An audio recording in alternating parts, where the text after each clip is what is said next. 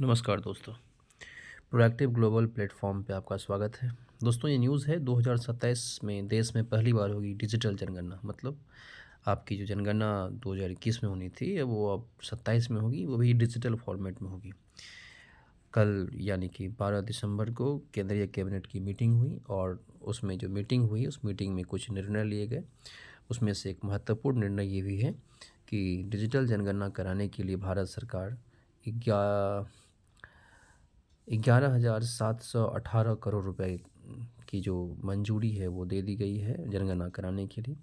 दोस्तों, जनगणना बहुत महत्वपूर्ण होता है किसी भी सरकार के लिए कि उसके देश में रहने वाले लोग कौन हैं, कितने हैं, कहाँ से आए हैं, कहीं प्रवासी तो नहीं हैं। आप लोग आजकल एक चर्चा देख रहे होंगे कि SIR स्पेशल इंटेंसिव जो रिव्यू है, इस पर काफ़ी बहस भी हो रही है पार्लियामेंट में। राज्य का जो राजनीतिक माहौल है वो भी काफ़ी गर्म हुआ है इसके वजह से, जबकि केंद्र सरकार का मानना ये है कि देश में जो घुसपैठी हैं, जो विदेशी यहाँ पे आके रह रहे हैं, उसके लिए सही जानकारी हम इकट्ठा कर सकें, जुटा सकें और इसमें जो वोटर्स हैं वो अगर भारतीय नहीं है, किसी दूसरे देश के वोटर दे करके चुनाव को प्रभावित करते हैं, तो ये भी देश की संप्रभुता के लिए सही नहीं है। तो ऐसे में ये डिजिटल जनगणना इसमें बहुत मदद भी करने वाली है।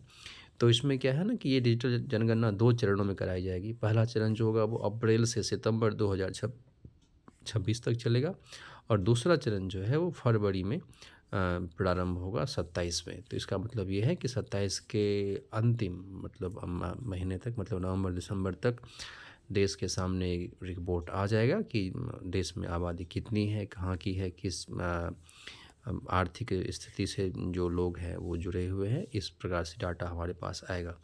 इसमें हमारे देश में चूँकि हमारा जो भूगोल है वो अलग-अलग है, कई किस्म का है। भूगोल अगर हम आप लोग पढ़ते होंगे सिलेबस में, तो वो 6 प्रकार का है। जियोग्राफिकल जो डिवीज़न है भारत का वो 6 है। इसमें हिमालय पर्वत है, मैदानी क्षेत्र है, इसके अलावा मरुस्थलीय क्षेत्र है, द्वीप समूह है, तटवर्ती मैदान है, प्रायद्वीपीय पठार है।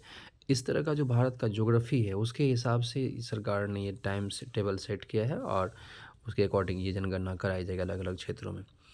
दोस्तों, ये जो ब्रीफिंग था वो केंद्रीय सूचना और प्रसारण मंत्री, जो रेल मंत्री भी हैं, अश्विनी वैष्णव, वो कर रहे थे।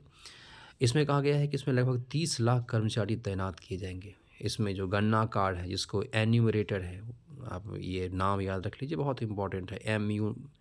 एम्यूमरेटर, ये नॉर्म सामान्यतया सरकारी शिक्षक होते हैं और किसी राज्य के जो सरकारी स्कूल होते हैं, उस स्कूल में ये लोग जो हैं पढ़ा रहे होते हैं। तो राज्य के शिक्षक इसमें शामिल रहेंगे, जनगणना कार्य करेंगे और वो पढ़ाई के अतिरिक्त फील्ड वर्क भी करेंगे। अपने क्षेत्र में जाएंगे और जनगणना का जो कार्य है उसका निष्पादन करेंगे।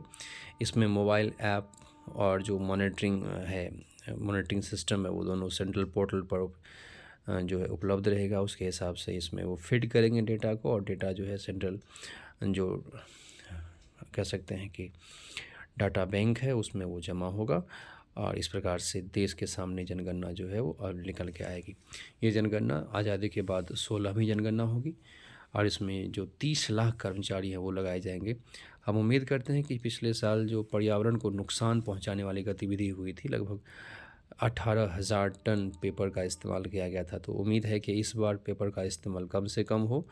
टैब का उपयोग किया जा सकता है और उस टैब की मदद से जनगणना करी जाएगी, जो आसानी से जल्दी भी संपन्न होगी और देश के सामने त्वरित गति से रिपोर्ट आ सकती है। तो दोस्तों, बहुत बहुत धन्यवाद। और इस रिपोर्ट से इसका जो आकलन है वो क्यों है, कैसे है, इसका क्या फ़ायदा है, इन सभी बातों पर जो विस्तृत चर्चा है वो हम अलग आर्टिकल में करेंगे। आज के लिए इतना ही। धन्यवाद।